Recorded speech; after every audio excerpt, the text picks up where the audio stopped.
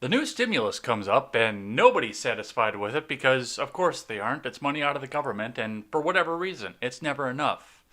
Andrew Yang decides that he wants to talk about putting a barcode on people. And the internet reacted accordingly. The Babylon Bee tells us that more lockdowns could give us a fate worse than death, so we'll talk a bit about what's going on there.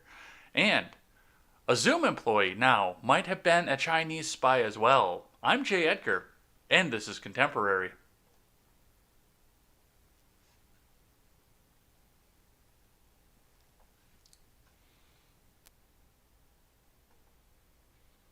Good morning, folks, ladies, gentlemen, transgenders, whatever you happen to identify, whatever you happen to be. My name is Jay Edgar. We have got a bunch of stuff to get to today. It's been a tame weekend compared to some weekends. I've seen wilder ones. I absolutely have. But we've definitely got to get through it. The news stops for nobody. Couple of announcements off the top here. We will be doing a show on Christmas.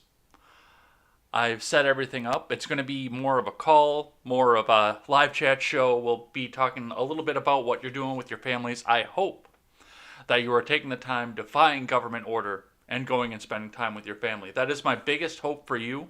And if you can't make it because you are spending time with your family, then I understand. And I want you to spend that time with your family. But if you take some time on Christmas morning, spend some time with me, we'll read some Bible verses. Maybe I'll get Stephen in and we'll do a quick Bible lesson on the Passion, or not the Passion story, but the Christmas story. Do some prayers and take some calls.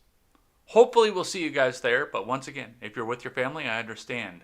And before we get into anything else, I wanted to put this to the chat. I really did. And there's a reason that my Twitter is up here. I didn't do this on accident. I actually put this up right from the beginning because I want to ask you guys this. I thought about this yesterday. I thought real hard about this, and, I have to wonder.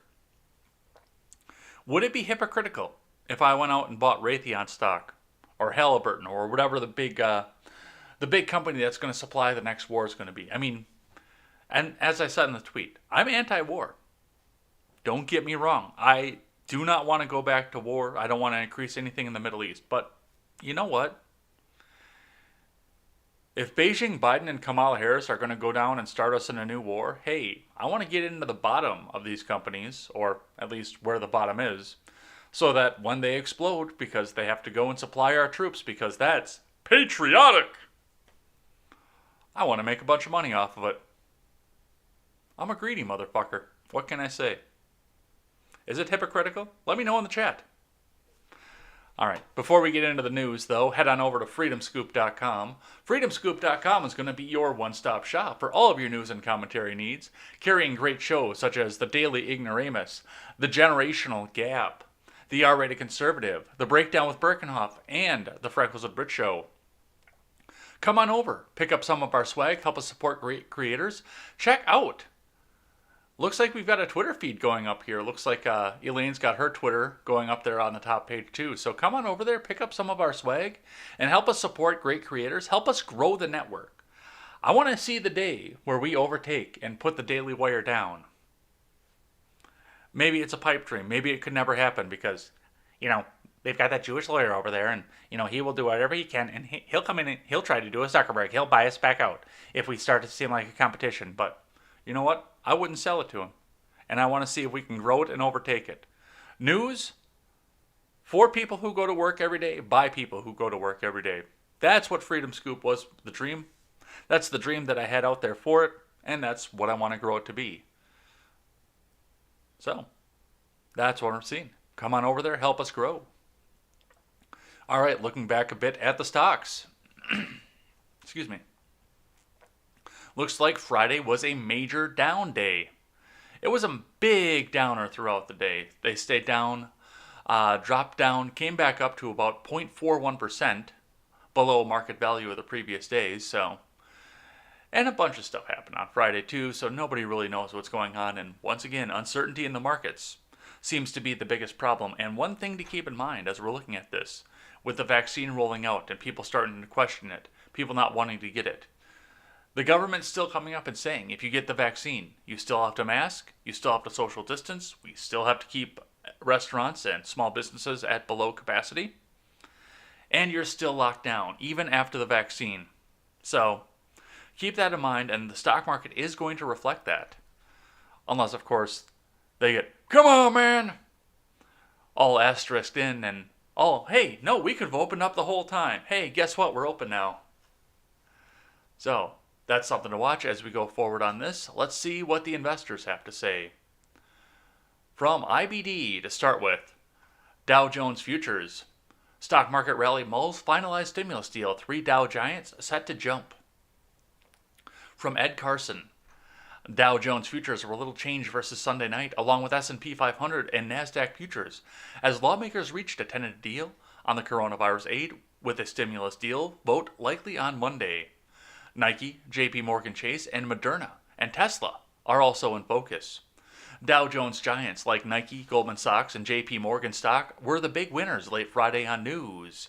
The FDA gave emergency approval to the Moderna vaccine, with shipments starting on Sunday. Meanwhile, Tesla remained volatile late Friday amid continued heavy trading as it enters the S&P 500 index. Now the stock market rally awaits passage of a stimulus deal. Senate Majority Leader Mitch McConnell on Sunday afternoon hailed a bipartisan breakthrough, announcing that the 4 leaders of the Senate and the House finalized an agreement on a $900 billion stimulus deal. McConnell said it extends extra jobless benefits, provides another round of direct checks to adult Americans. All right, I will warm up my scissors. And you should too, by the way. More funding for small business loans, aid to airlines and schools, and more. Wind and solar tax credits will be extended. Pork! Which could be good news for wind and solar stocks. Solar stocks were winners last week, perhaps in anticipation of clean energy tax breaks being extended. McConnell said a stimulus vote will happen as promptly as possible, but the vote won't happen before Monday. On Saturday night, lawmakers resolved the last notable hurdle to the $900 billion stimulus package. Senator Pat Toomey wanted to rein in the Federal Reserve's emergency lending powers. Yes. Democrats worried that Toomey's proposal was overly broad and would limit the central bank's ability to respond to future crises. Or whenever they feel like it. A more narrow compromise will provide some limits on the Fed. Or does it Ron likes to say, end the Fed? The stimulus deal is likely to be a combined $1.4 trillion spending bill. With the economic recovery stalling amid coronavirus cases and COVID restrictions and the January 5th Georgia Senate runoffs looming, there have been strong reasons to reach a stimulus deal. Lawmakers also would like to get out of town for the holidays. Well, yeah, they just signed a law. What was it, at the end of November, right before Thanksgiving? They just signed a law that says they only have 101 working days in 2020. What the fuck is that? I'm paying you to work. I'm paying taxes, so you will go to work. Go to fucking work, you jerk-offs. So, pretty much the stock market and what comes back up out of it hinges on what it is that these idiots do in the House and Senate with your money, which isn't really your money because it's all borrowed from China. That's what we're seeing from that particular stockbroker and stock analysis. Let's see what's going on the counter on CNBC. Stock futures flat as lawmakers reach last-minute stimulus deal from Yun Lee. Stock futures held in overnight trading on Sunday as Congress managed to seal a coronavirus stimulus deal hours before a shutdown deadline. Futures on the Dow were flat. S&P 500 futures were also little change. NASDAQ 100 futures climbed 0.2% at Monday's open. Tesla will enter the S&P 500 with a 1.69% weighting in the index, the 5th largest. Senate Majority Leader Mitch McConnell said lawmakers have reached an agreement on a $900 billion relief package, which would provide direct payments and jobless aid to struggling Americans. The announcement came after negotiations resolved a key sticking point by rolling back the Federal Reserve's emergency lending powers. Tweeting straight from Leader McConnell, breaking, as the American people continue battling the coronavirus this holiday season, They will not be on their own. Congress has just reached an agreement. We will pass another rescue package ASAP. More help is on the way.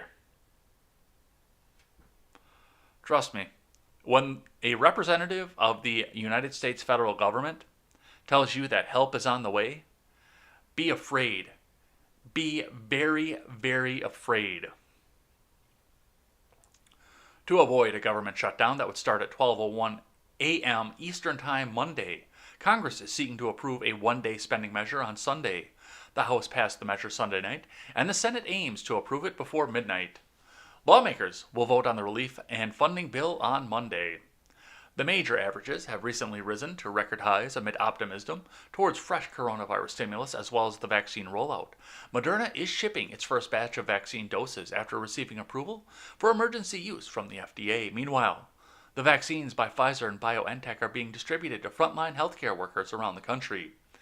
In the eye of stocks, inexorable vaccination process, which is only just getting started, is more powerful than the current trends in cases and lockdowns, and this will prevent markets from delving too deeply down a well of pandemic despair, Adam Crisafulli, founder of the Vital Knowledge, said in a note on Sunday. Recall, the three pillars of the rally will remain very much in place: vaccines, strong corporate earnings, and massive stimulus, he added. Our corporate buddies are going to get a whole bunch of money. And that's how we're going to fix the economy. Doesn't that sound familiar? Doesn't that sound like a Democrat spending plan right there? So, that's what we're seeing up out of the stocks. Get ready, because they're going to send you a check, whether you like it or not. All right, let's look on to the big news of the day. Let's close a couple of these tabs before we get into that, though.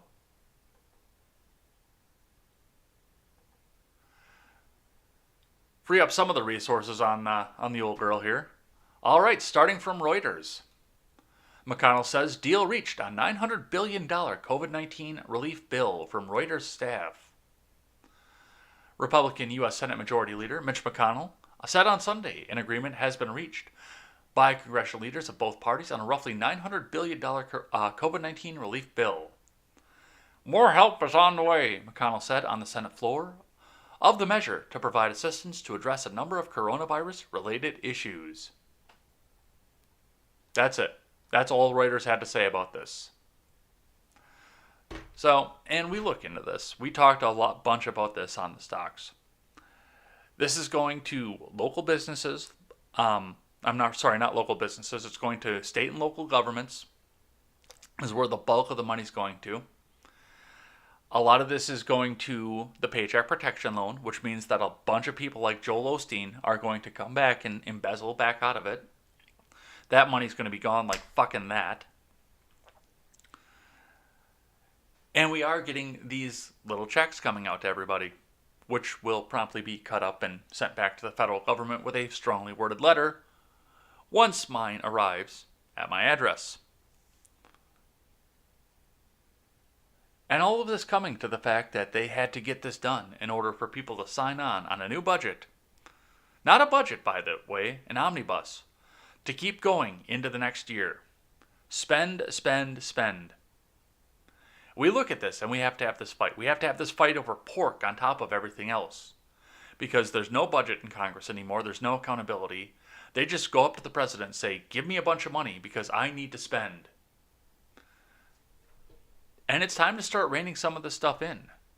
But there was some drama that went around with this stimulus package. So let's start by talking about my senator here in Wisconsin. Getting rid of the autoplay as we go. GOP senator blocks bill to provide $1,200 stimulus checks from Jordan Carney. GOP Senator Ron Johnson on Friday blocked an effort to pass a second round of stimulus checks, arguing coronavirus relief needs to be targeted and raising concerns about the country's debt. Senator Josh Hawley tried to get the consent, which requires the cooperation of every senator, to pass the bill that would provide $1,200 for individuals who make up to $75,000. The exact same language that Congress passed as part of the CARES Act in March. What I'm proposing... Where it is? There it is. What I'm proposing is what every senator has supported already this year, What I'm proposing will give working folks in my state and across the country a shot at getting back up on their feet, Hawley said from the Senate floor. But Johnson objected. Under the Senate's rules, any one senator can request to pass a bill, but any other senator can object and block it. I completely support some kind of program targeted for small businesses, so what I fear we're going to do with this bipartisan package and what the senator from Missouri is talking about is the same thing. It's a shotgun approach, Johnson said. We will not have learned the lessons from our very hurried, very rushed earlier relief packages, Johnson added. Hawley, a potential 2024 presidential contender. Oh, Jesus. Those are words you never want to hear. Josh Hawley for president. No!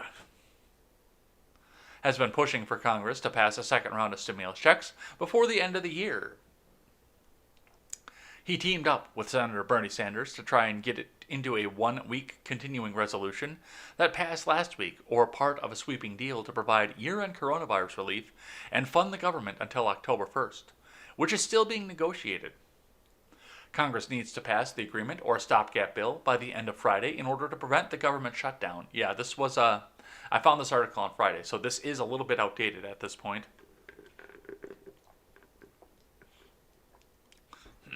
I'm not going to allow a CR to go through until I know what's actually in the package, he said.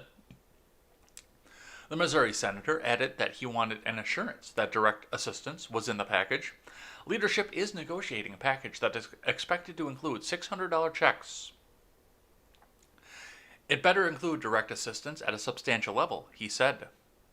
Hawley said he and Sanders would return to the floor later Friday to try for a second time to pass their bill. And they didn't. So, I mean, there's so much wrong with this in every direction, first and foremost. Now, what is Ron Johnson saying?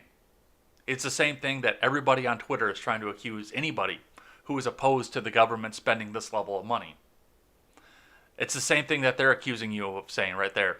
I want to give a bunch of money to my business buddies. I want to make sure that we give corporate bailouts and fund small businesses and big businesses. He is looking at this on a top-down measure. Hawley just wants to give it Keynesian style and give it to the bottom up and hope everything works out for the best for everybody. And I'm sitting over here saying, stop your fucking spending. You idiots, you don't have the money to do this. Give up the spending. Stop it. Just stop. Get the government out of the way. Open the business. And let the people decide what their level of risk is. And of course, some of them are going to decide that they have a greater risk. But you know what? Other people are waiting for those jobs.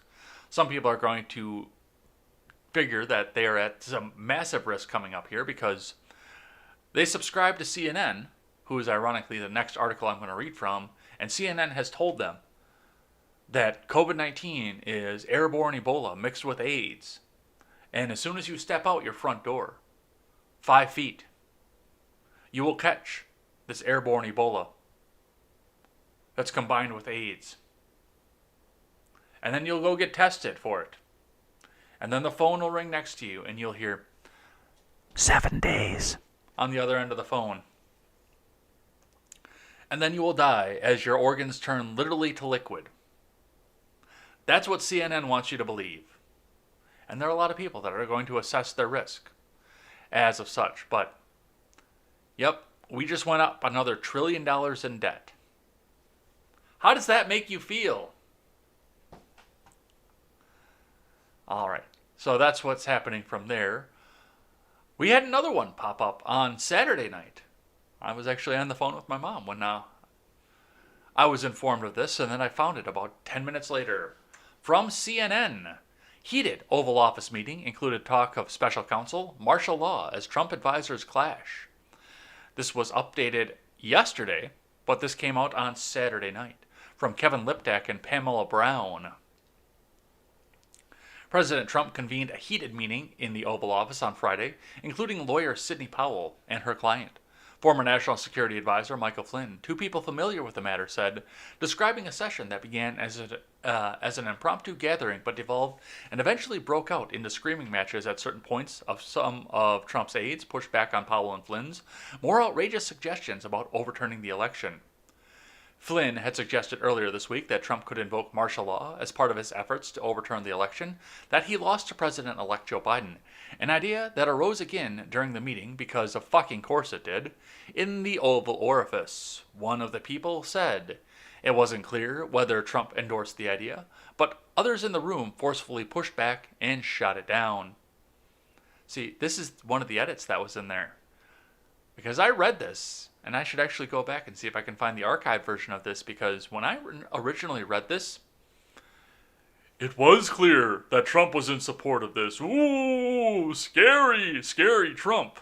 But no, they go in and they do the silent stealth edit. And now, all of a sudden, this is gospel. And it wasn't clear if Trump was going to do this. But the initial article came out. Nobody's expecting to be reading this on Monday morning, because the damage was done on Saturday night. Now CNN has a different headline up on the top of there, meant to invoke fear and panic. The meeting was first reported by the New York Times, a former newspaper. White House aides who participated in the meeting, including White House Chief of Staff Mark Meadows and Counsel Pat Cipollone, also pushed back intensely on the suggestion of naming Powell as a special counsel to investigate voter fraud allegations Trump's own administration has dismissed, or seems more feasible hiring her in the administration for some kind of investigatory role.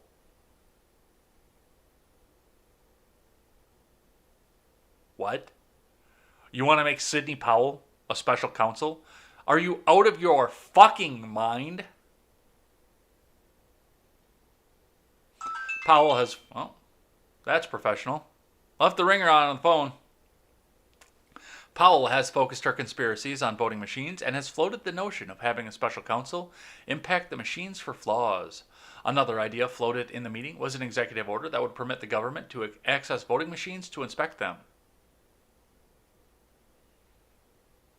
That's not in place already? Really? No wonder we have so much oversight going on in the government. If it was me, that would have been the first thing I did when people first said the words voting machines. One person described the meeting as ugly as Powell and Flynn accused others of abandoning the president as he works to overturn the results of the election. Yeah. There are a couple people that I wouldn't want in the room with me right now. One of them is Michael Flynn, and the other one is Sidney Powell, because they have damaged so much credibility in this administration. And yes, as I stated, my mom told me about this when she was talking to me about this. She told me about this, and she said, you know what? No, I heard that Mr. Trump is having the meeting and talking about martial law. And I said, okay, well, I'll look into it. And I found this article, and yeah, like I said at the beginning, when I first read this article, I mean, Trump was all in and gung-ho about going to martial law. And now they have to go back and stealth it. It's, no, it wasn't really clear. No, we don't know if he really wanted this. And I'm telling you right now, the martial law thing, that's the line for me. Anything that you can come back and do that would give the same ability to the progressive Democrats that are waiting in the wings to take over the executive branch right now, we're going to have a problem if that's what you want to do. We are going to have a major problem if that's the kind of thing that you want to do, because that's not the way to go about this. There's a proper way to go about this. Giving Democrats additional power when you know that they'll come back and take it is not the way to do it. You want to know what happens when you change the law or set a precedent, hoping that the other side won't take advantage of it? Ask fucking Harry Reid what happens about that. And ask Harry Reid what happens when you no longer need the filibuster to fill a judicial seat. And then the fucking cocaine turtle takes over in the government. Ask him what happens at that point. Because he'll tell you. So this was a lot of panic porn. sells commercials, gets people watching. It's all a reality show at this point. But it has been since 2007. Let's keep going. From Yahoo News. Via Business Insider, but doing this from Yahoo News means that I don't have to go through Business Insider's ad blocker Nazism. From Sophia Ankel writes, Trump promises wild protests in Washington, D.C. on the day the Electoral College will finalize election results.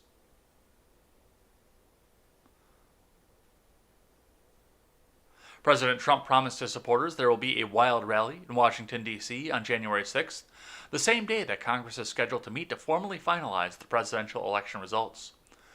Statistically impossible to have lost the 2020 election, Trump tweeted on Saturday. Big protest in D.C. on January 6th. Be there. We'll be wild. It'll be the best. The greatest protest. I have the best protests, okay?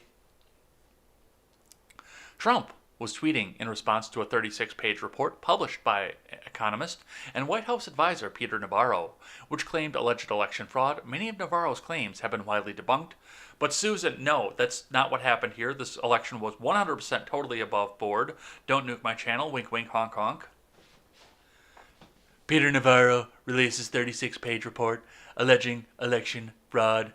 More than sufficient to swing victory to Trump. A great reporter by Peter. Statistically impossible to have lost the 2020 election. Big protest in D.C. on January 6th. Be there. We'll be wild. It'll be the greatest, okay? His tweet has since been flagged by Twitter as disputed, as has every tweet that he's put out since 2 weeks before the election. The January 6th gatherings between the House and Senate lawmakers is considered just a formality, in which they simply approve the long-decided state electoral votes. However, several pro-Trump Republicans have said they plan to disrupt the formal process, with Georgia's Representative-elect Marjorie Taylor Greene tweeting on Saturday on January 6th, I will object and reject the fraudulent electoral votes from several states across the country. I don't think you can do that. I think it's the current seated Congress that does that, not the one that's coming in. I mean, okay, you can object all you want. But I'm sorry, but your objection is going to have about as much effect as me saying what I say morning to morning on this golden microphone. It's not going to do jack shit. Trump has refused to concede, repeatedly pushing the baseless claim that Biden won the 2020 election because of mass fraud. So, we'll see another protest coming in D.C., which means there'll be a lot of people marching, there'll be a lot of camaraderie, there'll be a lot of red hats, a lot of American flags, a lot of people there. And then as soon as the sun goes down, Antifa will show up. And do what Antifa do. It's what they do. So, looking forward to seeing that. Let's keep going. From WCAX3 out of Burlington, Vermont. Shaheen, GOP election denier, should face sanctions. Oh goody. Now there's sanctions. From WCAX News Team. Senate Majority Leader Mitch McConnell is reportedly working behind the scenes, urging Republican colleagues not to challenge the election results when Congress certifies President-elect Joe Biden's win next month. However, incoming Alabama Senator Tommy Tuberville is hinting he plans to go against McConnell and challenge the results. President Trump called Tuberville a hero and said more Republicans should follow his lead. New Hampshire Senator Jeannie Shaheen says elected representatives who refuse to accept the peaceful transition of power should be sanctioned. These senators and members of Congress who have refused to acknowledge that we had a free and fair election in which Joe Biden beat Donald Trump by over 7 million votes, totally above board, completely regular, nothing bad happened here, Susan Wojcicki, honk honk, wink wink, are bordering on sedition and treason in thinking that they're going to overturn a duly elected president, she said, forgetting the fact that for the last 4 years we have heard how Russia went through and interfered and caused a duly elected president to be not a legitimate president, I believe the exact quote was, "Not my fucking president," for 4 years, left and right. Including people like Steve Schmidt from the Lincoln Project, who's now registering as a Democrat. And including people like Joe Walsh, not the cool guy, for whom life's been good so far, but the radio host from Chicago that ran for one term in one of the West Chicago suburbs, who's completely lost his mind on Trump. I mean, this dude, and I said this a few months ago when I first started thinking about this. I went right back to the Hey Arnold reference. I think that Joe Walsh, not the ordinary average guy Joe Walsh, but the one from Chicago, I think he's got a shrine in his closet to Donald Trump. You know, the way that Helga did in Hey Arnold? Because he is obsessed. It is like Ray Finkel, Dan Marino level of obsessed. But no, from people who came back and said that the 2016 election was stolen somehow, Donald Trump is not my president, we need to impeach, we need to do something, we need to get him on Russian collusion, Russian charges, $3 trillion or however the fuck much it was on the Mueller report, do not get to come back and say, just accept the results, bigot, and if you don't accept them, it's sedition. I don't want to fucking hear that.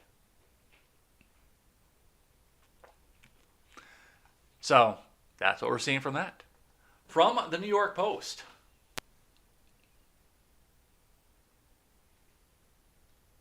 Joe Biden's niece Carolyn gets no jail time after DUI guilty plea. From, do I get an, oh yeah it is, John Levine. John Levine is the author on this one. Another Biden walks free. Joe Biden's niece, Carolyn Biden, pleaded guilty to DUI on December 3rd and was sentenced to 20 days to 6 months of confinement, Pennsylvania court records say. But the small print shows Biden, 33, won't see a day behind bars after she negotiated a plea deal with the Montgomery County District Attorney.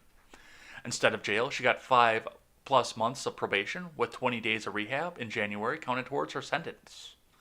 The walk-free plea continues a long Biden family tradition of avoiding jail time. A post-investigation in July found at least 8 other busts of Biden's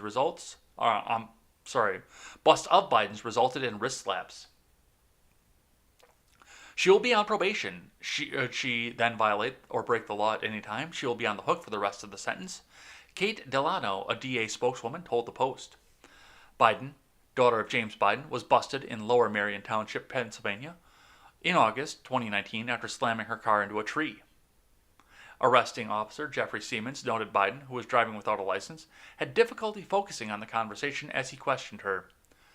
Biden's car contained pill bottles for Carisoprodol and Lorazepam, both of which are controlled substances. A blood test later confirmed those and other drugs were in her system at the time of the crash.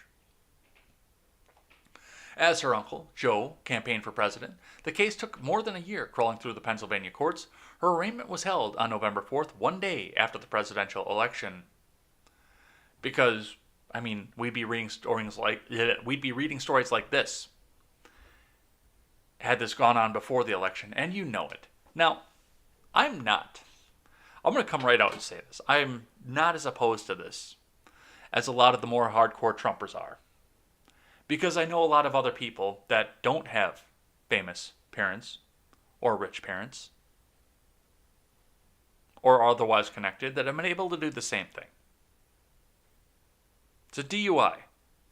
There are people in my state that have got 7 of them. 7 of them.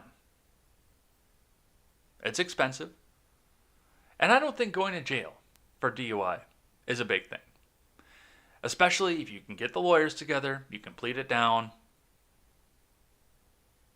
Let the lawyer talk to the judge, get everybody back out on their way, and go. No, you shouldn't be driving drunk, and I don't advocate for that. But it's not a year in jail worth of offense. Plead it down, get it done, and yeah, I've seen just your regular run-of-the-mill people do the same thing. So I don't have as much of a problem with this as a lot of people do. But it does make a good story to come out and say, another Biden is getting away with something in the government, and they're getting away with a crime. It's a crime family. No, let's not do this for 4 years. Let's not do this for 4 years. Yes, let's fucking take care of Hunter because he is embezzling money from a foreign government and putting it up into the Oval Office. But a DUI by your brother's daughter, no. There's no reason to hammer on that. All right, but that's what we're seeing from that. I got a couple tweets from you here. One on the vaccine stuff and another one on the vaccine stuff. First one coming from the New York Post.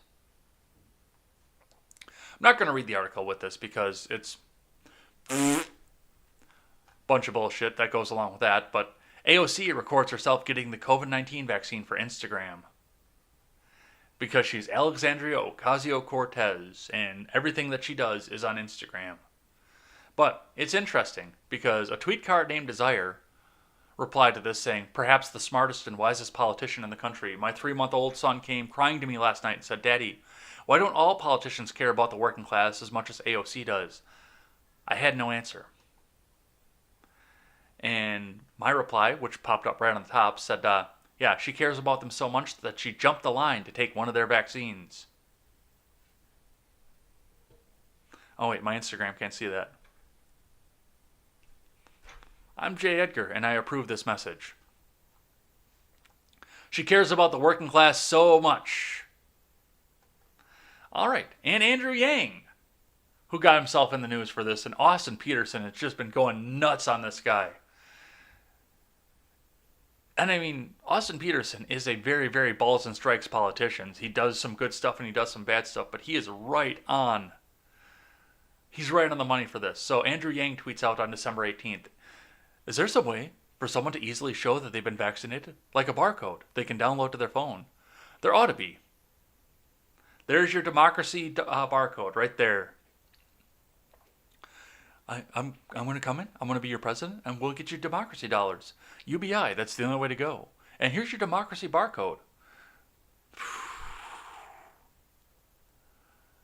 You're skirting dangerously close to some territory there, Andrew. I got to say.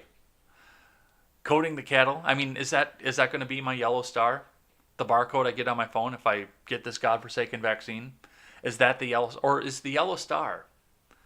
Is that going to be the star that I have to carry for saying that I didn't go and get the vaccine, that I waited because I wasn't sure about it? Is that my scarlet letter? Is that the A that I have to wear? He goes on. He doubled down on this too, which is phenomenal. And he got ratio too, and they couldn't even bot him out of the ratio on the top one. Tough to have mass gatherings like concerts or ball games without either mass adoption of vaccine or means of signaling. I've been tested at a photo shoot or an interview and gotten a bracelet showing I was negative. Then we could interact more freely. Oh, this is some Revelations level shit. You're getting there. You're getting to the point where you don't want to go and saying the quiet part out loud. So, and yeah, Austin was right on the money of this. This is Nazi level stuff. And of course, they come out and say that if you call Andrew Yang a Nazi, which Andrew Yang is a Nazi pretty much at this point, Nazi confirmed, then that's hate speech.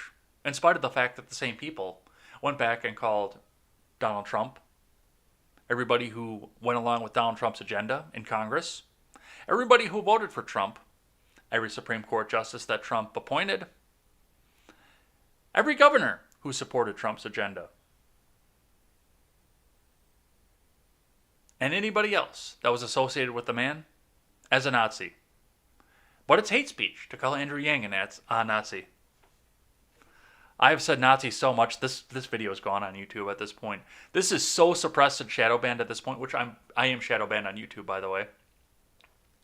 But this video, after saying Nazi so many times, is so suppressed and shadow banned on YouTube. I can believe that I'm not seeing any red arrows pop up over on the live chat. But yes, I love this tier. I mean, that's it right there. So, that's what we're seeing from Andrew Yang. All right, from the New York Post. Chicago area hospital pauses COVID-19 vaccinations following allergic reactions. From Kathy Ann Boniello. A Chicago area hospital halted the coronavirus vaccinations for its workers after 4 people had allergic reactions. Allergic reactions, according to the report. Only one of the reactions was severe, said officials with the Advocate Condell Medical Center in Libertyville, Illinois, where vaccinations are expected to begin again on Sunday. The other 3 people who experienced reactions to the historic jab had only mild symptoms, which are not unexpected after someone is vaccinated, officials said. Vaccinations were halted on Friday night. The Lake County Health Department said it would closely monitor the situation, noting some people respond to vaccinations differently than others. You wonder why I want to wait a little while. And I'm not anti-vax. I will put that out and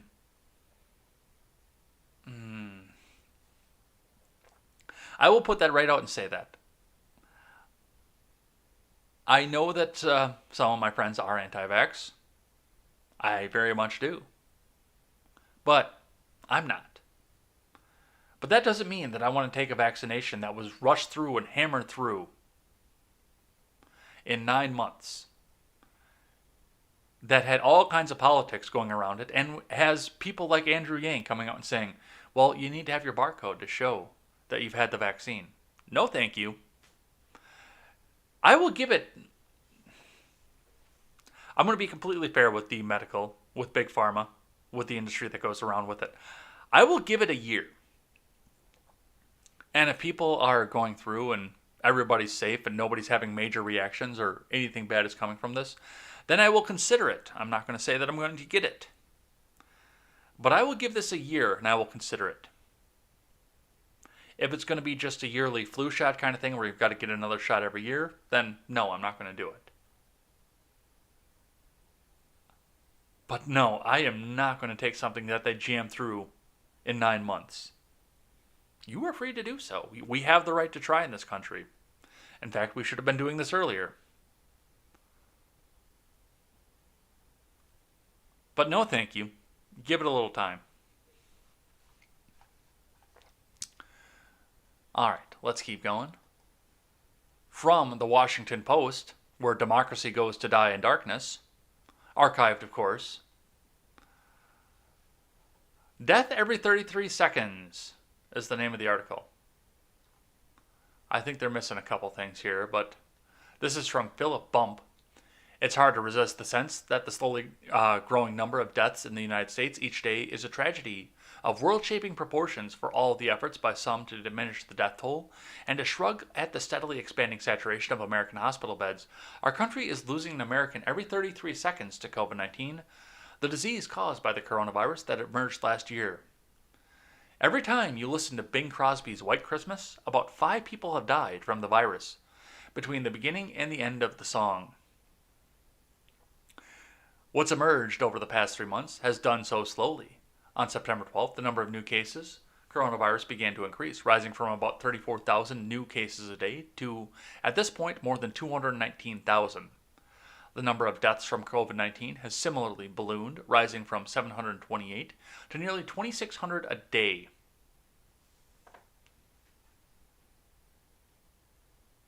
Really?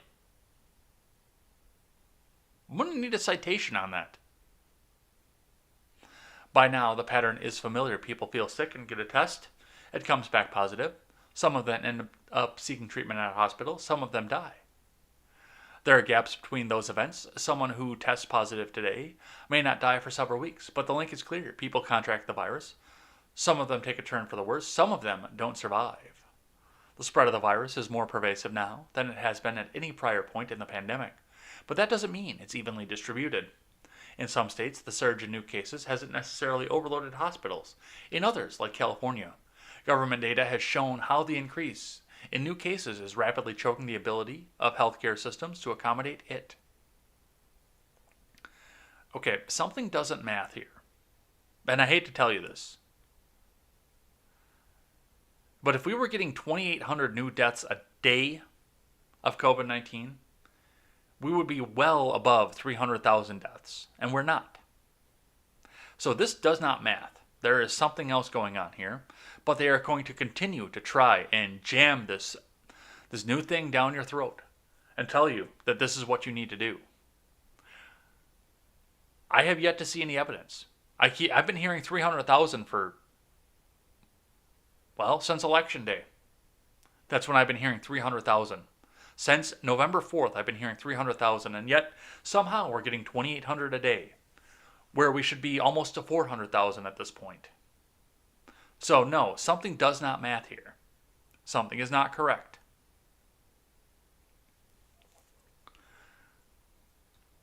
But they will continue to try and shove this down your throat and tell you that this is what you need to do.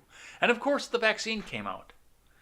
And all of a sudden, there's a mutant strain that you can't be vaccinated against. Oh no! I guess we better go back and lock down some more. This is control at this point. It very much is. And there's your ICU chart too, by the way. So, take the information for what you will. It is the Washington Post. They have an agenda. I'll tell you what I think, but I want you to find all the facts and draw your own conclusions. All right. From the Blaze, drug overdose deaths far exceed COVID-19 deaths in San Francisco. From Chris Enlow, the number of San Francisco residents who have died from drug overdoses this year has far exceeded the number of Bay Area residents who have died from the coronavirus. The shocking number of overdose deaths come as the COVID-19 pandemic has understandably been the top public health story of 2020. That has unfortunately meant that the opioid crisis has taken a back seat in terms of public health awareness. According to the AP, 621 people have died in San Francisco of drug overdoses thus far this year, a staggering number that equates to nearly 2 deaths per day. On the other hand, just 173 San Francisco residents have died of COVID-19. The eye-popping number is a significant increase over drug overdose casualties in San Francisco last year when 441 Bay Area residents, still an alarming number, died from drug overdose. According to the San Francisco Chronicle, the opioid crisis has been worsened by fentanyl, an extremely toxic drug that totally wasn't the thing that killed George Floyd. Totally had nothing to do with it. The extremely toxic drug that is lethal to humans in very small amounts, and the COVID-19 pandemic. Unfortunately, the number of overdose victims could have been higher. The Chronicle reported that the first responders have used Narcan nearly 3,000 times between January and November in San Francisco this year. Narcan reverses the effects of opioids and has saved countless lives. According to the CDC, overdose deaths from cocaine have also increased substantially during the pandemic. Overdose deaths involving cocaine also increased by 26.5%. Dude, you can OD on coke? I've literally never met anybody who's OD'd on coke. I'm not saying it's not possible, but I've never met anybody who's done it.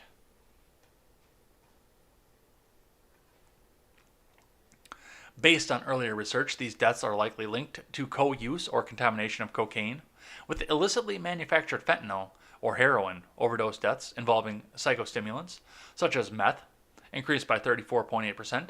The number of deaths involving psychostimulants now exceeds the number of cocaine-involved deaths, the CDC said last week. And guess what?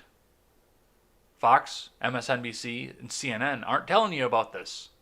We had to go to Steven Crowder's news network to find out about this. Take from that what you will. Let's keep going. I've got another tweet here. Real Louis Huey says they aren't even hiding it anymore. So we'll take a brief snippet of this, but essentially this boils down to de Blasio saying, our mission is to redistribute wealth. Let's have a listen.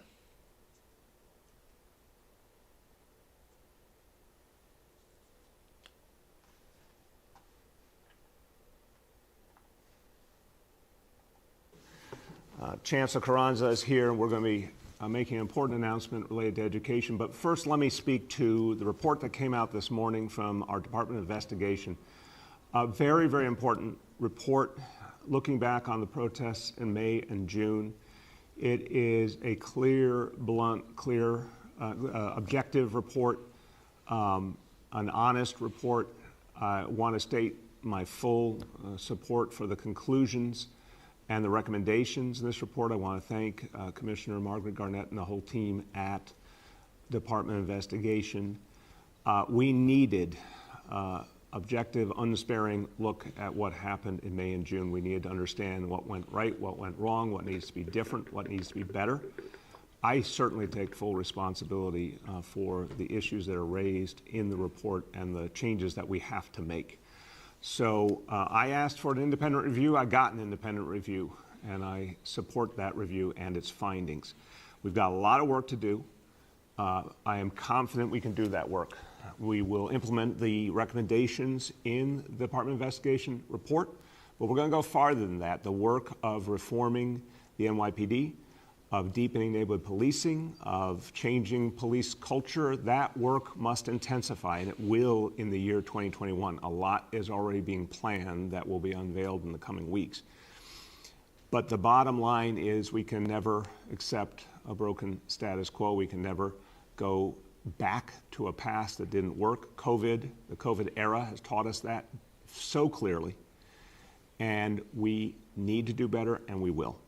And that means a commitment to fighting disparities and inequality in every part of the life in New York City. And that certainly takes us to education, where if you're talking about the problems of disparity, if you're talking about structural racism, certainly policing is not the only area to talk about. There are many areas to talk about, and education must be front and center.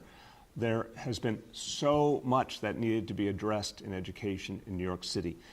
And from the beginning, what I tried to focus on was a very simple concept: equity and excellence, that we needed to profoundly change the distribution of resources. I like to say very bluntly, our mission is to redistribute wealth. A lot of people bristle at that phrase. That is, in fact, the phrase we need to use. We have been doing this work for 7 years to more equitably redistribute resources throughout our school system. There it is. Their mission is to redistribute wealth. He's not even hiding it anymore, and Louis is right.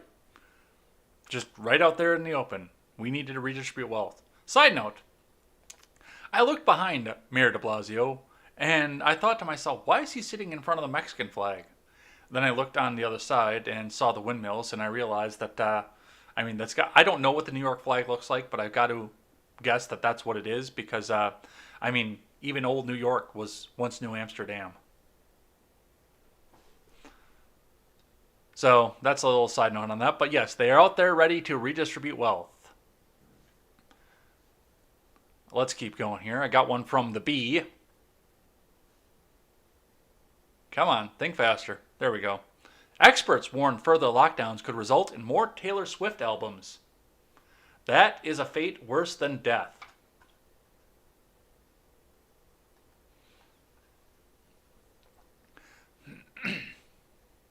U.S. experts are warning against another deadly side effect of lockdowns, as correlation has been found between stay-at-home orders and Taylor Swift making new albums. While Swift has released 2 new albums over the past 5 months, experts believe her rate of album release may be growing exponentially, which could result in a disastrous outcome for America. We believe even another 3 months of lockdowns could be devastating, with Swift releasing at least 17 more albums in that time frame. Dr. Carson Paul of MIT. The data is clear. We must end the lockdowns to prevent this from happening. Experts have also found that lockdowns could increase the chances of celebrities releasing another Imagine cover, or perhaps something even worse. The worst case scenario, of course, is that Swift releases a new album, and bored celebrities immediately release a cover of the song, said Paul. There's no coming back from that humanity. A real resonance cascade scenario that could end in catastrophe for Western civilization. So, there you go. Open it back up, otherwise we'll get another Taylor Swift album, or a bunch more, for that matter. I liked Taylor Swift before she went pop. I legitimately did. And even some of, the first round of pop songs, she wasn't bad. I do like Shake It Off. Don't judge me. I like that song. There was a jazz cover that Postmodern Jukebox put out that I like better than the original one, but I like that particular song.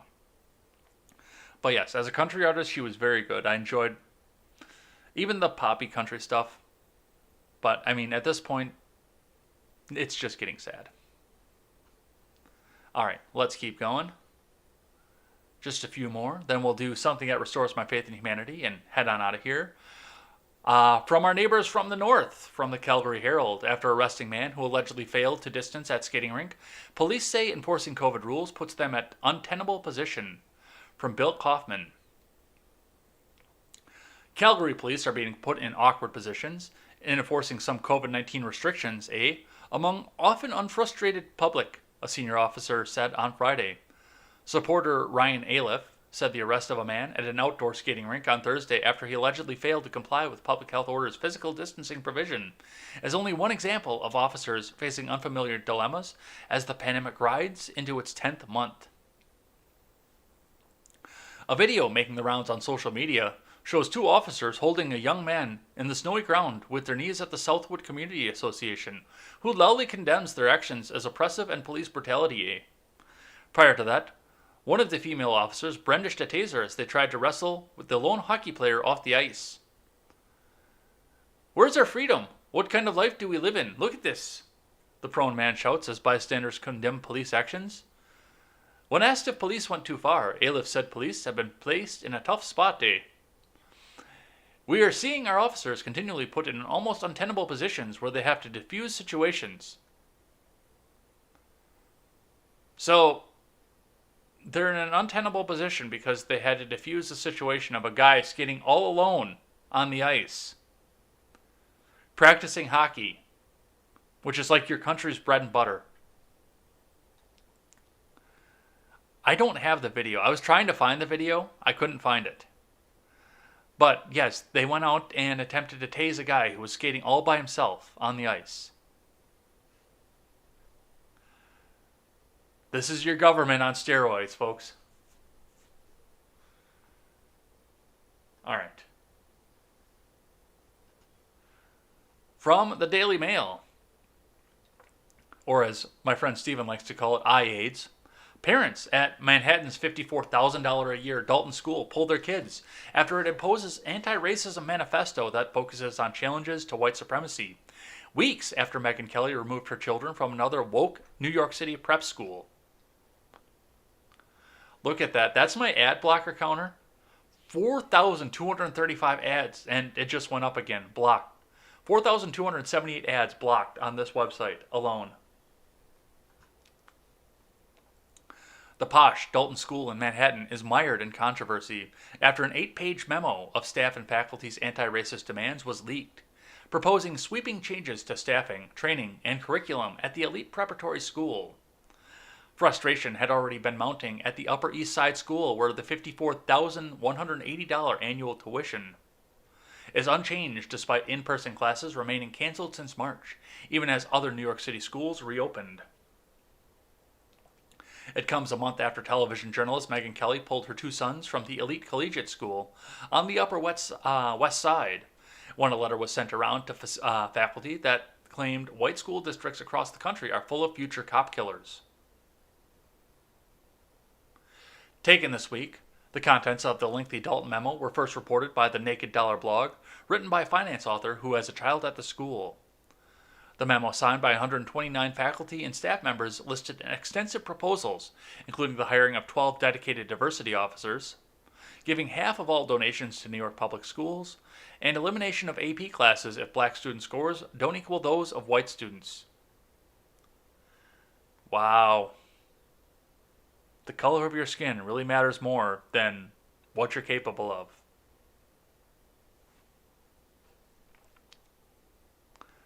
Let's see if I can find the list. Yes, the list includes the hiring of 12 full-time diversity officers and an additional full-time employee whose entire role is to support black students who come forward with complaints. Hiring of multiple psychologists with specialization on the psychological issues affecting ethnic minority populations. That's actually not a bad idea. To have somebody that actually knows what goes on in that situation. That's not a terrible idea. Some of these are not terrible ideas. Some of them are. Most of them are. Some of them are not. Paying off the student debt of incoming black faculty. There it is. There it is. Redistribution of wealth right there. Reroute 50% of all donations to New York City public schools. Yeah, I'm sure the donors would have something to say about that. So you might want to check with them before they pull all their money out of you. Eliminate AP courses if black students don't score as high as white students. So dumb down the education. So we go right back to the level of public school, essentially. Overhaul entire curriculum and add required courses that explicitly center black liberation challenges to white supremacy. Overhaul entire curricula and add required courses that explicitly center black liberation. I read that one already. Reduce tuitions for black students whose photographs appear in school promotion materials. That's actually not a bad idea either. That's, if they're going to put your face out there and put the flyers out there and use it to entice people to come in, you should get a break for that. That should be for everybody. Of course, they only want this for black people, but that should be for everybody. If your face is in a circular, your school is using your likeness, and you have likeness rights to that, and you should be getting a tuition break for that. That's common sense. That's free market. Require public anti-racism statements from all employees annually. Nope. Now, this is a private school, so I can't come out and say this is the government compelling speech, but even still, fuck that. Mandatory community and diversity days to be held throughout the year. Required anti-bias training to be conducted every year for all staff and parent volunteers. Mandatory minority representation in otherwise elected student leadership roles. Once again, judge a person by the color of his skin and not by his actual qualifications. Mandatory diversity plot lines in school plays. Well, if the actor has the best acting chops to play the role, then let him play the role. So, that's the list of demands. A couple of them actually are not bad. Of course, a lot of it centers around color. Like I said, with the inclusion of the likeness in the circular material, yeah, you should be paying them. If you're going to use their likeness, you should be paying them no matter what. Or at least reimbursing some of their tuition. That should be a given, but that shouldn't be a color thing. That should just be a thing. But for the most part, this is bullshit, and you're going to start losing a bunch of your donors. And it appears that they're pulling kids out of the school anyway, so there you go.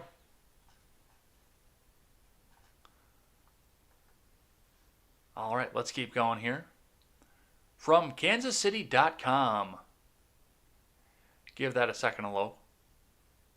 The truth about black and white, an apology from the Kansas City Star. So this was, the newspaper put something out and they got pushback for it, and now they're sitting back and letting the community decide what's in their newspaper instead of the people that are running it. There's no freedom of the press anymore. From Mike Fannin. Today we're telling the story of a powerful local business that has done wrong. Today we're telling the story of a powerful local business. Okay, why is this up here twice? For 140 years, it has been one of the most influential forces in shaping Kansas City and the region, and yet for much of its early history, through the sins of both commission and omission, it disenfranchised, ignored, and scorned generations of black Kansas Cityans. It reinforced Jim Crow laws and redlining. Decade after early decade, it robbed entire community of opportunity, dignity, and justice for recognition. That business is the Kansas City Star. Bend the knee. Before I say more, I feel it my moral obligation to express what is in the hearts and minds of the leadership and staff of an organization that is nearly as old as the city it loves and covers. We are sorry. The Kansas City Star prides itself in holding power to account. Today, we hold up the mirror to ourselves and see the historic role we've played through both action and inaction in shaping and misshaping Kansas City's landscape. It is time that we own our history. It is well past time for an apology, acknowledging as we do so that the sins of our past still reverberate today. In the spring, the Memorial Day death of George Floyd in Minneapolis beneath the knee of a white police officer was completely faked and ignited protests worldwide over racial injustice. In doing so, it has forced institutions to look inward. Inside the Star, reporters and editors discussed how an honest examination of our own past might help us move forward. What started as a suggestion from a reporter, Mara Rose Williams, quickly turned into a full-blown examination of the Star's coverage of race in the black community, dating to our founding in 1880. Today, the Star presents a 6-part package. It is the result of a team of reporters who dug deeply into the archives of the Star and what was once its sister paper, the Kansas City Times. They pored over thousands of pages of digitized and microfilm stories, comparing the coverage to how those same events were covered in the black press, most notably by the Kansas City Call and the Kansas City Sun, each of which chronicled critical stories the white dailies ignored or gave short shrift. And the article goes on like this for several pages at this point. You can't change the past. What's done is done. Look back and learn from it. But you are a free press. You need to cover the stories so that people know what's going on. And if you can't do that, then somebody needs to come up and make a rival newspaper that will in your city. So this is the apology from the Kansas City Star. Let's keep going.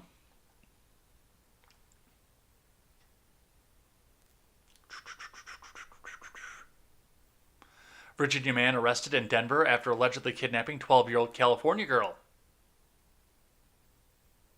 From Robert Garrison, a Virginia man police say is well-known advocate for pedophilia, was arrested Monday at a Denver International Airport on a misdemeanor charge of harboring a minor after he allegedly kidnapping a 12-year-old Fresno, California girl earlier in the day. The victim was rescued and physically unharmed, police said on Saturday. Nathan Daniel Larson, 40, was traveling with the girl from Fresno to Washington, D.C. when he was arrested at DIA during a layover from Denver, police said. Although Larson was arrested on misdemeanor charges, he's facing felony charges in Fresno County for kidnapping, child abduction, soliciting child porn from a minor, and meeting the child with the intention of sex. Larson allegedly met his victim through social media in mid-October and coerced into running away with him, police said. On Sunday, Larson flew to Fresno from Virginia and then traveled to the girl's home. Around 2 a.m. Monday, police said that Larson arrived in the victim's Fresno home in a rideshare vehicle and persuaded her to sneak out of her house. Larson made her wear a long hair wig to alter her appearance. He also told her to act as though she was disabled and unable to speak to ensure she would not converse with anyone at the airport while making their way onto the airplane, according to a Fresno County Sheriff's Office. Witnesses told investigators that Larson was touching the victim inappropriately while seen with the girl at DIA. A Denver police officer assigned to the local FBI task force located Larson and arrested him. Agents rescued the girl, who was uninjured, and made arrangements to have her reunited with her family in Fresno, which she was later on Monday night. So, this dude's kind of fucked. He is, according to this, in 2017, Larson ran for political office as an independent, seeking to become a member of the Virginia House of Delegates. Representing District 31, he went on to lose the race. Probably a good thing, but that probably doesn't help either to quell some of these QAnon types that come out and say that the entire U.S. government is really a secret pedophilia ring that carries out its, I don't know, how do I want to put this? That carries out its evil and everything that comes around from it, from the bases of pizza shops and furniture stores online. Yeah, all this is going to do is inflame the QAnon people. So, this dude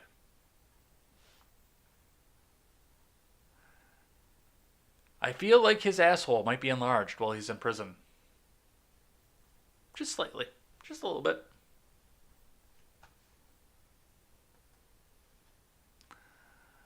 Here's one from my neck of the woods. Father who raped own child will receive taxpayer funding for gender transition and move to a women's prison. From Chad Felix Green. This is from the Post-Millennial. In 2007, Mark Allen Campbell, who now prefers to go by Nicole Rose Campbell, of Waupun, Wisconsin, was arrested for sexually assaulting and abusing his 10-year-old daughter and sentenced to 34 years in prison. I got a wood chipper that would solve that problem. In December of 2020, a federal judge declared that Campbell, now age 49, now identifying as a transgender woman, has a constitutional right to gender affirmation surgery paid by the taxpayers. Racine Correctional Institute, a men's prison where Campbell has been housed, has allowed Campbell to dress in women's clothing and wear makeup. Campbell has received taxpayer-funded hormone treatments and counseling since being incarcerated in 2013. 6 years into the prison term, Campbell requested gender confirmation surgery. At the time, Campbell's request was denied. In 2016, Campbell filed a lawsuit claiming that Campbell's Eighth Amendment rights have been violated as Department of Corrections officials were indifferent to Campbell's medical needs. The suit claims that Campbell was forced to suffer under cruel and unusual punishment, not allowing Campbell to undergo drastic body modification surgery that would destroy Campbell's reproduction system and sexual health. Since the DOC has provided Campbell with hormone therapy, Judge Diane Sykes argued there was no way for them to anticipate the medical care being insufficient in resolving the inmate's distress, certainly not to the degree of violating Campbell's constitutional rights. Yeah, they made this a constitutional thing.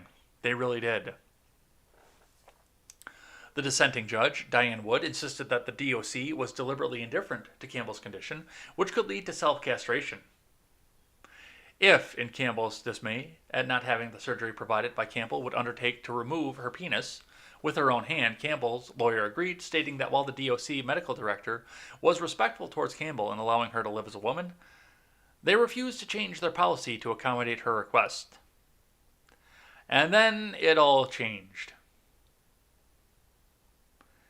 Honestly, the self-castration would probably lead to a much bigger and deeper medical issue, and probably a lot of bleeding. And unfortunately, I have no sympathy for this person, because not only did he boff his own daughter, his daughter was 10 at the time. I have no sympathy for this. And to be completely fair, if this dude wanted to cut his nuts off, shave his legs, and he became a she, as the old song went, have at it. What can I smuggle into the prison to help you do it? Because to be completely fair, if you're going to bleed out on a prison floor after what you've done, especially if you're going to do it by your own hand, that may be the best solution for you at this point. Especially if you're going to do it by your own hand. Then nobody else has to get involved. I would just give the dude a Coke bottle and look the other way at this point. But, of course, Eighth Amendment, cruel and unusual punishment, you really can't do that. But, sure enough, going to get the surgery. All right. From ABC 7 out of Chicago. Chicago's top attorney resigns amid botched police raid fallout. Lightfoot confirmed Mark Flessner's resignation on Sunday, from Michelle Gallardo. Chicago's top attorney has resigned amid the fallout from a botched CPT raid last year. Mayor Lightfoot's office announced Sunday that she accepted the resignation of Corporation Counsel Mark Flessner, effective immediately. Lightfoot went on to thank Flessner for his service, but also said, "I am committed to a full review of everything that occurred surrounding this incident. It will take corrective action where appropriate and will hold people accountable." The incident, to which the statement is referring, was a botched Chicago police raid that occurred last year, of which video was recently released. During a one-on-one interview with ABC 7 Thursday, Mayor Lori Lightfoot said, "I own this, absolutely, and I'm going to do everything in my power to make this right. After I spent a year covering this up and making sure that nobody knew about it. It took a leaked video going around on social media for me to actually step up and do something. Instead of me coming out and saying, I own this, this happened, and we're going to take care of this. Good job. Good job, Lori Lightfoot. This basically came out and said, I got fucking caught. Now I'm going to do something to try and make this right. And please vote for me next time through. Please vote for me so I can go back and make cringy Halloween superhero speeches again.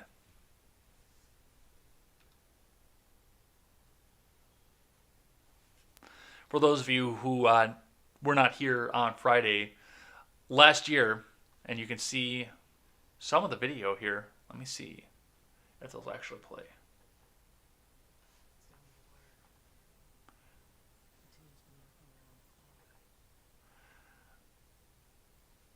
No, we just got an advertisement. Screw that.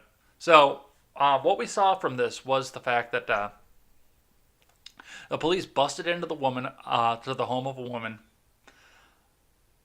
It was the wrong woman, but I mean, I believe she was changing at the time, so she was naked. And they held her there, naked, with body cam footage. And then they handcuffed her and then covered up with a blanket. She couldn't keep the blanket on because she was handcuffed. And it kept falling off there. And they just left her there and questioned her, even though she had no idea what the hell was going on. And of course, it's police in a big blue city. You couldn't get away with this where I live. You just couldn't. Because all the neighbors would be standing in the yard saying, drinking beer and saying, the fuck are you doing, man? Get the fuck out of here. That's not who you're looking for. But hey, there's no accountability in the big city. All right, from The Sun. thesun.co.uk. Doubling up. Votes of black Americans should count twice because they're devalued compared to white people, professor says. From Danielle Sinone. Brandon Hasbrook, an assistant professor at Washington and Lee University of Law, proposed his idea in the Nation column, The Argument. Hasbrook's piece, which was published on Thursday, insists that black voters in this country are worth less than white voters and slammed the Electoral College as a core problem of the United States voting system. He wrote, Joe Biden won the Electoral College because black voters in Atlanta, Detroit, Milwaukee, and Philadelphia turned out in significant numbers. Oh, so you're acknowledging that the main problem that went on with this, that we're all focusing on right now, is not what went on across the country. It's Atlanta, Detroit, Milwaukee, and Philadelphia. But even with overwhelming black support, 94% of Detroit voted for Biden. The outcomes in Georgia, Michigan, Wisconsin, and Pennsylvania were worryingly close. Biden was named the president-elect on November 7th, along with his running mate Kamala Harris being dubbed the nation's vice president-elect as a result of the Electoral College vote. Biden's victory in critical swing states took him past the magical 270 Electoral College vote mark after days of suspense. Now, weeks later, Hasbrook has revealed his disappointment in the Electoral College. Presidential candidates are chosen by gaining more Electoral College votes, known as electors. Each of the 50 states and the District of Columbia, which is not part of any state, is allocated a proportion of the total of 538 electors, according to their population. Hasbrook wrote in his column, one core problem is the Electoral College. Wyoming, which has just 580,000 residents and is 93% white, gets 3 electors because of its 2 senators and 1 representative in the House. By comparison, Georgia's 5th congressional district, which includes Atlanta, has 710,000 residents and is 58% black. Has no dedicated electors or senators and can only occasionally overcome the most white and conservative votes from elsewhere in the state. This devaluation of black votes allows our political system to ignore black lives, and the consequences are devastating. Or, you could just spread out. You don't all have to live in Atlanta. There are other places in Georgia you can live, and maybe your voice will get heard more. And as I mentioned before, really in all complete honesty, and you guys are going to, people like this guy are going to hate this idea completely. Just 100% completely. Sewell had a good idea, and this is how Maine and Nebraska do things. where each state should get 2 electoral votes that go to the state's popular vote, representing the senators, because that's a statewide popular vote race. I don't understand why, but that's the 16th Amendment for you. And then each congressional district gets to choose its elector based on the vote, rather than by the statewide popular vote. Because that would change campaigning. That would change a lot of the ways that people campaign. Because, this was one of the things that kind of irked me about President Trump. Now, he did come to Janesville, which is not very far from where I live, which is considered to be a smaller city, but for the most part, any candidate that comes in to Wisconsin campaigns in Madison and Milwaukee, or Green Bay and Milwaukee, because a Republican isn't allowed in Madison. But they go to Madison, Green Bay, and Milwaukee. They don't have to go out to, I don't know, Polk County or something like that. And it's the same thing. They go to campaign in Chicago, which is part of the reason that Chicago is the corrupted place that it is. They go to campaign in Los Angeles, not barely Spokane, but mostly Tacoma and Seattle. They go to the big population centers and the fuck with everybody else. I got a feeling that wouldn't go over very well with the writer of this, but yes, the solution, of course, is to get black votes to count twice. He said that double counting the black votes would restore the electoral balance. The poisonous legacy of slavery applies to black people regardless of when we or our ancestors arrived in this country, Hasbrook added. No, it doesn't. No, it doesn't. You were never enslaved. You self-enslaved more than anything else. But yes, go ahead. Let's just change this entire country and count any vote of color twice.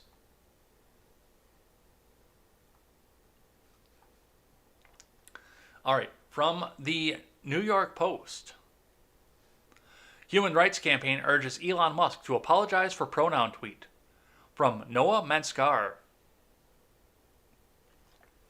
A leading gay rights group that has praised Tesla's treatment of its LGBTQ employees wants Elon Musk to apologize for mocking people who display their gender pronouns in their online bios.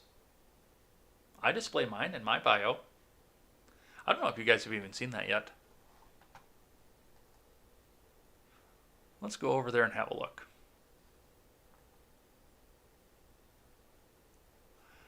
There, my pronouns are in my bio right there.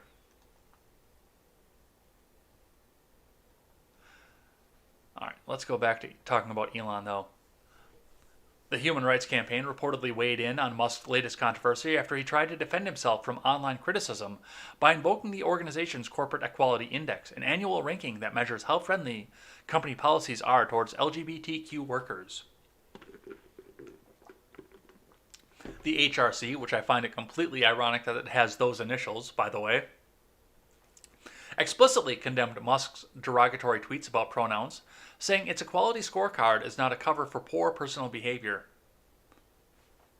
Elon Musk's tweet mocking pronouns is exactly the opposite of what inclusive leadership looks like today, HRC President Alfonso David said in a statement. It's also decidedly out of step with the best practices we advise companies. Elon Musk's tweets mocking pronouns is exactly the opposite of what inclusive leadership looks like.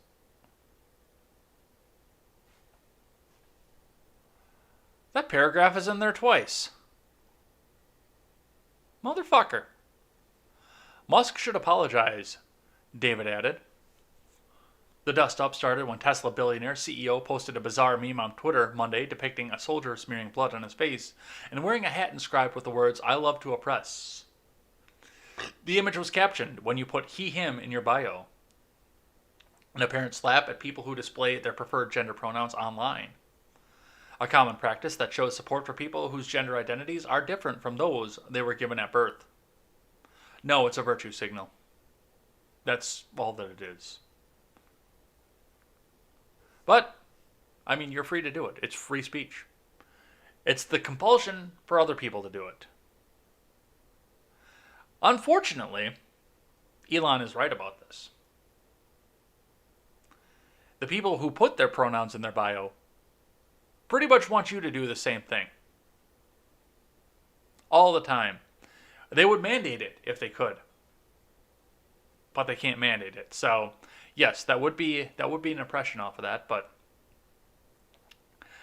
Elon Musk saying the quiet part out loud. Thank you, Elon. All right. A Zoom executive is in the news this week. A Zoom executive exposed as Chinese communist spy who sabotaged anti-China video conferences with child porn and terrorism. DOJ. From Paul Saka. A former executive at Zoom who shut down video conferences that were not flattering to China was exposed as a spy for the Chinese Communist Party, according to the Department of Justice. Xinjiang Jin, aka Julian Jin, was an employee of the American video conferencing company. The 39-year-old, who was based in China's Xinjiang province, worked as a security technical leader for a tech company headquartered in San Jose, California. Jin served as a liaison between Zoom and the Chicoms after Beijing blocked the company's service in China in September of 2019. Jin provided the Chinese Communist Party with information about users and meetings, even supplying the CCP with IP addresses from anyone who held anti-China sentiments, say federal prosecutors in Brooklyn, New York. According to the complaint filed in the U.S. District Court for the Eastern District of New York, Jin reportedly participated in a plot to disrupt a series of meetings in May and June that commemorated the Tiananmen Square massacre, where at least 280 pro-democracy demonstrators were shot dead.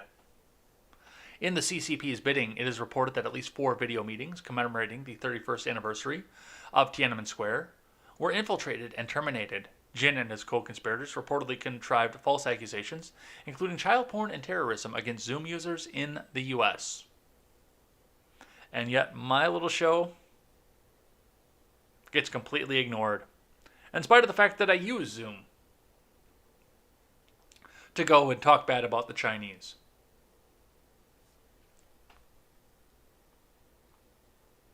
So, and I mean, they warned us right from the beginning that Zoom was Chinese spyware, and we still used it. And it is. You know it is. It's nice to see it shown, though. All right, I got one last one here, and then we'll do something that restores my faith in humanity and head on out of here.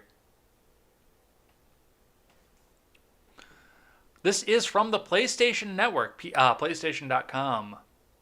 Cyberpunk 2077. SIE strives to ensure a high level of customer satisfaction. Therefore, we will begin to offer a full refund for all gamers who will purchase Cyberpunk 2077 via the PlayStation Store. SIE will also be removing Cyberpunk 2077 from PlayStation Store until further notice. Once we have confirmed that you purchased Cyberpunk 2077 via the PlayStation Store, we will begin processing your refund. Please note that the completion of the refund may be vary based on your payment method and financial institution. So, everybody got so excited for Cyberpunk 2077 for right away, and apparently the PlayStation version was so godforsakenly broken that it was non-functional. That's what they're telling me. I've never played it. The last console that I own is a GameCube. And this laptop is not going to handle Cyberpunk 2077. I don't even have to look at the system specs to tell you that that's not going to happen. It's not even that old either. It just wasn't spec'd for that. To be completely fair, it wasn't really spec'd for what I do with it either, but it works. But yes, Cyberpunk is issuing a refund, so if you got it on PlayStation and it was so broken that you couldn't do anything, you can get your money back from PlayStation, from SIE. So look into that if you don't know, but the Bethesda jokes write themselves, and this isn't even a Bethesda game. But there were more fan patches for Fallout New Vegas to make it functional than actual stuff that came from Bethesda, and Fallout 3 was even worse. I had to get a fan patch for Fallout 3 to make it run on Windows 10. Otherwise, I would have never been able to play it, and it still stutters like shit and locks up all the time. crashes the desktop, the likes, which New Vegas did too towards the end of it. But yeah, just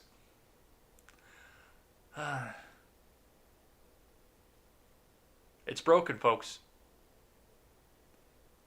and you can't buy it anymore because it's so broken.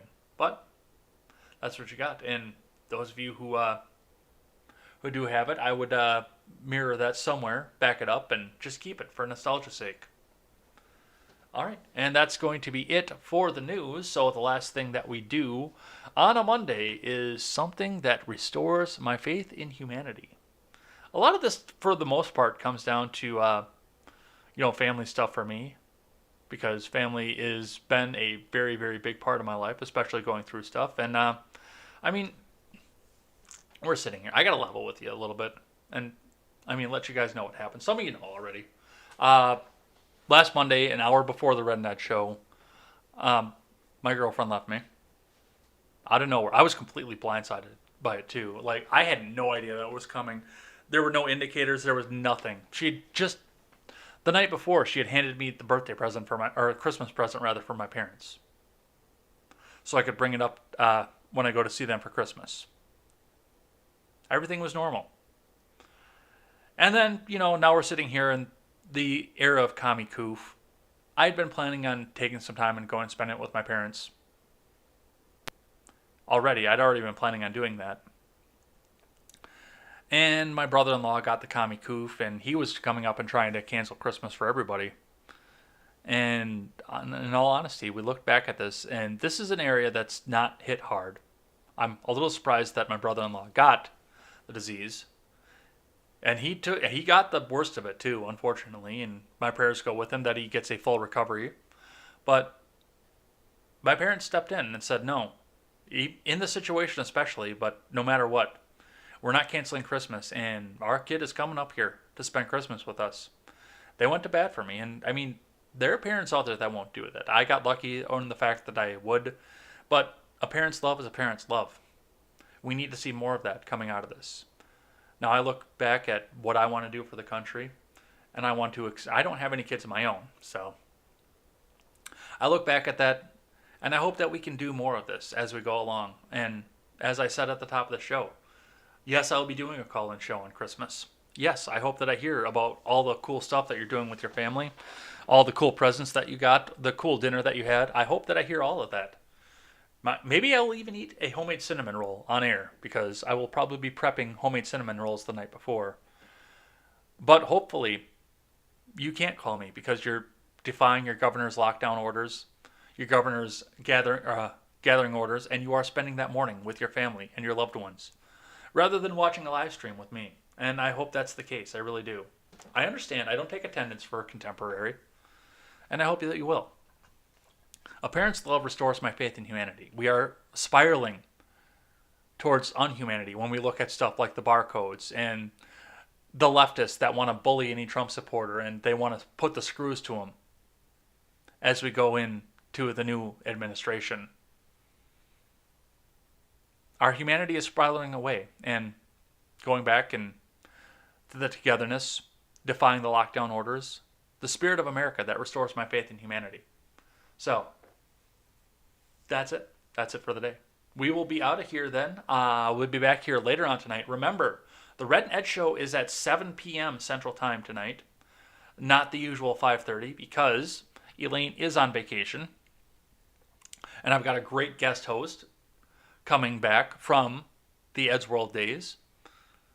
Harvey McLeod will be joining me tonight, but because she is on Pacific Time, we've got to make sure that she can be on screen at a time when she's not at work. So we're usually on at 3:30 her time. We've moved it back to 5 her time. So come back over. Come hang out with us. We do read the chat between topics, so come and hang out. We'd love to see you. We'd love to hang out with you as well. Otherwise, I'll be back here tomorrow morning with more Contemporary. Until then, I'm Jay Edgar, and this is Contemporary. Take care.